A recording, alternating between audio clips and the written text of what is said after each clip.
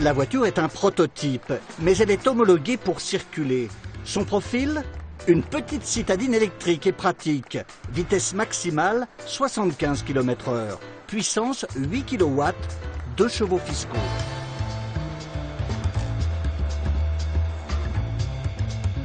Deux portes, 2 places et plein d'espace. Les batteries ? Sous les sièges. Autonomie 80 km.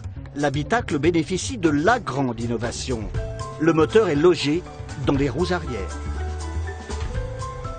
Le moteur roue, il est caché derrière, donc il est tout petit, donc on ne le voit pas. Et c'est son intérêt, parce que cette compacité libère de la place dans le véhicule pour le coffre.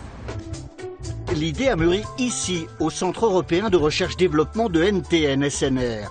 C'est l'un des leaders mondiaux pour les roulements. Des équipements essentiels pour tout ce qui vole ou qui tourne. Il a fallu 5 ans pour mettre au point le moteur roue. C'est encore en grande partie un secret industriel.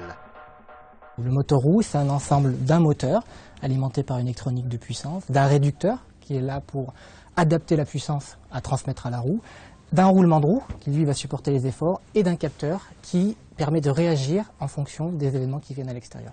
L'ensemble du moteur roue, c'est ça. C'est l'interaction entre ce qui se passe et ce qu'il faut transmettre comme ordre, comme puissance au moteur. Le projet est 100% au Savoyard. Il associe un autre talent, un constructeur automobile artisanal, un atelier où naissent des bolides hors du commun. Des modèles produits à quelques exemplaires, voire à un seul.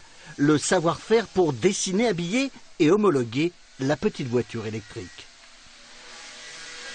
La difficulté, c'est d'allier esthétique avec réglementation. Ça veut dire qu'il faut utiliser des verres homologués, des pare-brises homologués, des phares homologués, les mettre dans les bonnes positions pour qu'ils soient conformes au code de la route. Et par rapport à ça, il faut quelque chose qui soit séduisant, qui soit joli, jovial, et dans le cas de la voiture électrique, et avec un air quand même d'agressivité et de sportivité. Retour chez le concepteur du moteur. 800 personnes travaillent ici. Pour l'automobile comme pour l'aéronautique, les roulements subissent les tests les plus poussés. Ce ne sont plus des pièces, mais des systèmes complets. Mécanique plus électronique égale mécatronique.